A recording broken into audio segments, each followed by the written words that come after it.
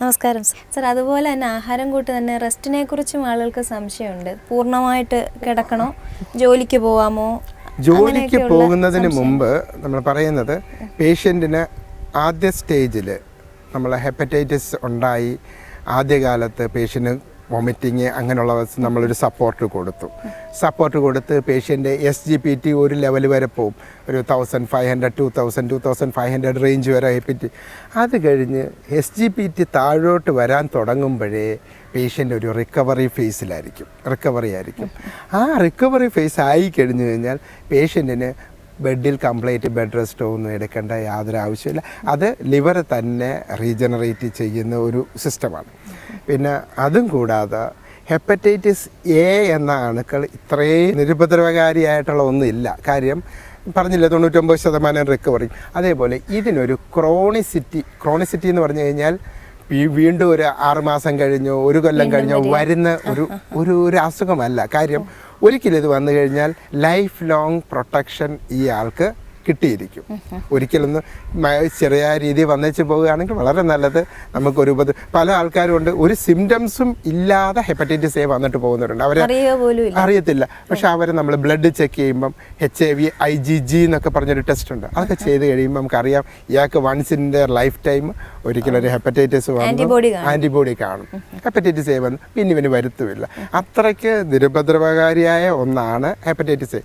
പിന്നെ പറഞ്ഞല്ലോ 1% ഓഫ് ആൾക്കാർക്ക് ഒരു കോംപ്ലിക്കേഷൻ, അത് നമുക്ക് സെൻസ് ചെയ്യാൻ വെക്കും. കോംപ്ലിക്കേഷൻ ഉണ്ടാകുകയാണെങ്കിൽ ഹെപ്പാറ്റിക് ഫെയിലിയർ എന്നൊക്കെ പറഞ്ഞ് പോകാറുണ്ട്. പക്ഷെ നമ്മൾ ഈ പലപ്പോഴും അതിന് ഹോസ്പിറ്റലൈസേഷൻ വേണം.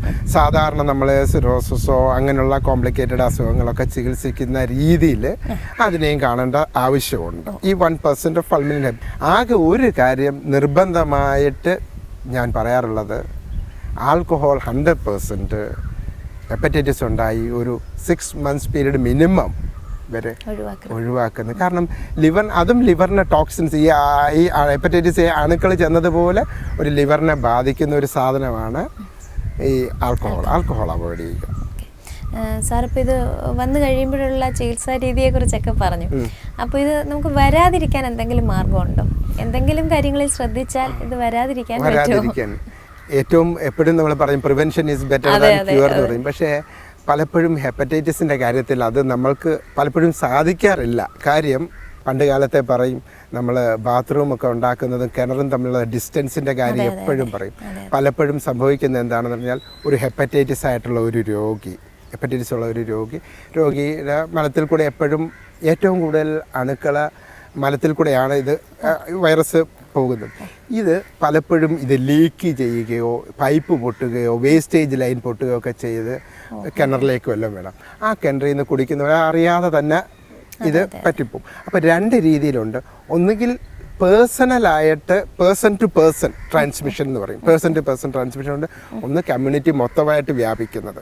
പേഴ്സൺ ടു പേഴ്സൺ സാധാരണഗതിയിൽ ഈ പല ഹോട്ടലുകളിലൊക്കെ കണ്ടിട്ടില്ലേ, ഹോട്ടലുകളിൽ ഒരു സപ്ലയർ അയാളൊരു ഹെപ്പറ്റൈറ്റിസ് ആണെങ്കിൽ അതൊരു മാൻ ടു മാൻ ട്രാൻസ്മിഷൻ. പക്ഷേ എല്ലാവർക്കും കിട്ടത്തില്ല. എപ്പോഴും നമ്മൾ പറയുന്നത് ഇത് ഫീക്കോ ഓറൽ റൂട്ട് എന്ന് പറയുമ്പോഴത്തേക്ക് ഈ ആൾ എപ്പം ബാത്റൂമിൽ പോയി കഴിഞ്ഞു കഴിഞ്ഞാലും വളരെ വൃത്തിയായി കൈ സോപ്പിട്ട് വൃത്തിയായി കഴുകണം. ഇതൊന്നും ചെയ്യാതെ അവിടെ കാണുന്ന ആപ്പിൾ ഓറഞ്ചിൽ എല്ലാത്തിലുമൊക്കെ പിടിച്ചിട്ട് ഈ സാധനം കൊണ്ട് നമുക്ക് സപ്ലൈ ചെയ്ത് കഴിഞ്ഞാൽ നമുക്കത് അണുക്കൾ കിട്ടാൻ സാധ്യതയുണ്ട്. അപ്പം ഒരു വീട്ടിൽ നമ്മൾ വിസിറ്റ് ചെയ്യുക, ഹെപ്പറ്റൈറ്റിസ് രോഗിയെ വീട്ടിൽ വിസിറ്റ് ചെയ്യുന്നതിന് യാതൊരു ബുദ്ധിമുട്ടുമില്ല. പുള്ളിക്കാരൻ ഒരു കാര്യം ശ്രദ്ധിക്കണം, പുള്ളി പോയി കഴിഞ്ഞ് കഴിഞ്ഞാൽ അവിടെ പോയി കഴുകാതെയൊക്കെ പോയി അവിടെ കാണുന്ന പാത്രത്തിലും പേപ്പറിലും ഒക്കെ പോയി പിടിച്ചിട്ട് നമ്മളും കയറി അതിൽ ചാടിക്കയറി പിടിച്ച് അങ്ങനെ അല്ലാതെ ആണെങ്കിൽ അതാണ് പേഴ്സണൽ ഹൈജീനാണ്. എപ്പോഴും സോപ്പ് ആൻഡ് വാട്ടർ വാഷിംഗ് എന്ന് എപ്പോഴും പറയുക. പക്ഷേ ഒരു കമ്മ്യൂണിറ്റിയിൽ ഉണ്ടാകുന്നത് നമ്മൾ സോഴ്സ് കണ്ടുപിടിക്കുക, ആ സോഴ്സിൽ ക്ലോറിനേറ്റ് ചെയ്യുക. ഇപ്പം വെള്ളം കണ്ടുപിടിച്ചു, അതിനെ ക്ലോറിനേറ്റ് ചെയ്യുക. അല്ലെങ്കിൽ നമ്മൾ കുടിക്കുന്ന വെള്ളം എടുത്തിട്ട് ഒരു 89 ഡിഗ്രി സെൻറ്റിഗ്രേഡ് എന്ന് പറയും, അല്ലെങ്കിൽ 189 ഡിഗ്രി ഫാരൻഹീറ്റ് അത്രയും വരെ 1 മിനിറ്റേലും ചൂടാക്കിയാൽ ഈ അണുക്കൾ നശിക്കത്തുള്ളൂ. 1 മിനിറ്റ് ഇത്രയും ലെവല് ഈ തിളയ്ക്കണം. കാരണം ഈ വയറ്റിലൊക്കെ ചെന്ന ആസിഡൊക്കെ ഉണ്ട്, എന്നാലും ഇത് ഒരു പ്രശ്നമില്ലാതെ ഇത് കിടന്നിങ്ങനെ മൾട്ടിപ്ലൈ ചെയ്യും. അതങ്ങനെ അപ്പം ഇപ്പം വെളിയിൽ ഇറങ്ങിക്കഴിഞ്ഞാലും ആ അണുക്കൾ കുറേ കാലം 5-6 മാസമൊക്കെ ജീവിക്കാൻ പറ്റും ഈ ഹെപ്പറ്റൈറ്റിസ് വൈറസ് അണുക്കൾ. അപ്പം ശരീരത്തിനകത്തും പുറത്തും ഇത് ബുദ്ധിമുട്ടുണ്ടാക്കുന്ന ഒന്നാണ്. പക്ഷേ നമ്മൾ പേഴ്സണൽ ഹൈജീന് വളരെ ഇമ്പോർട്ടൻസ് കൊടുക്കുക, പിന്നെ സോഴ്സ് എവിടെയാണെന്ന് നമ്മൾ സെർച്ച് ചെയ്യാൻ പറ്റുക, ഐഡൻറ്റിഫൈ ചെയ്യുക, ആ വെള്ളം നമ്മൾ ഡിസിൻഫെക്റ്റൻറ്റോ വല്ലതും ഉപയോഗിച്ച് ചെയ്യുക. സർ, അതുപോലെ തന്നെ ഇതിന് ഈ പ്രതിരോധ മാർഗം മറ്റ് വാക്സിൻസ് എന്തെങ്കിലും ഉണ്ടോ? അയ്യോ, ഈ 2 വൈറസിനെതിരെ പ്രതിരോധം വളരെ വളരെ ജനങ്ങൾക്ക് പ്രയോജനകരമായ ഒന്നാണ്.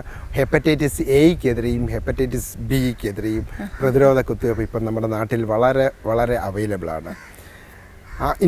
ആദ്യമായി ഒരു എക്സ്പോഷർ ഇല്ലാത്ത ഒരാളാണ് ഇപ്പം നിങ്ങൾക്ക് ഒരിക്കലും വന്നിട്ടില്ല, 2 ഇഞ്ചക്ഷനാണ് പറഞ്ഞേക്കുന്നത് 6 മാസം ഗ്യാപ്പിൽ.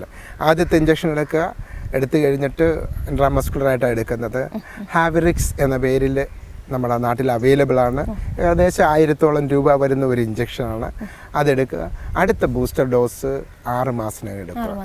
6 മാസം ഈ ആൾക്ക് ലൈഫ് ലോങ് പ്രൊട്ടക്ഷനാണ് എഗനിസ്റ്റ് ഹെപ്പറ്റൈറ്റിസ്. ഈ ഹെപ്പറ്റൈറ്റിസ് എ എന്ന അണുക്കൾക്കെതിരെ ഏറ്റവും വലിയ ഒരു വിപ്ലവകരമായ മാറ്റമാണ് അതിനെതിരെയുള്ള വാക്സിൻ്റെ കണ്ടുപിടുത്തം. 100% പ്രൊട്ടക്ഷനാണ് ഹെപ്പറ്റൈറ്റിസ് എ. സാർ നേരത്തെ പറഞ്ഞു ഈ ഹെപ്പറ്റൈറ്റിസ് ബി നമുക്ക് എപ്പോഴും ബ്ലഡിൽ കൂടെയോ അല്ലെങ്കിൽ സെക്ഷൽ റൂട്ടിൽ കൂടെയോ ആണ് പകരുന്നതെന്ന് പറഞ്ഞു.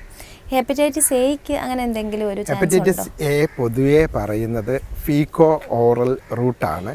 എങ്കിൽ തന്നെ സെക്സ്വൽ കോണ്ടാക്ട്സ് വഴിയും പല കാരണങ്ങളാലും സലൈവയ്ക്കൂടും മറ്റു പല കാരണങ്ങൾക്കാലും ഹെപ്പറ്റൈറ്റിസ് എയും സെക്ഷൽ കോട്ടിൽ കൂടി പകരാൻ സാധിക്കും.